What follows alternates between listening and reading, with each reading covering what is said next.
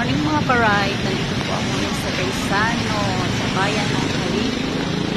So ngayon, sa palengke. Tara, gala muna po tayo. Yan. Lalakad na ako sa nakaparking sa malayo ang motor ko. Kailangan pang lakarin papuntang Haligi.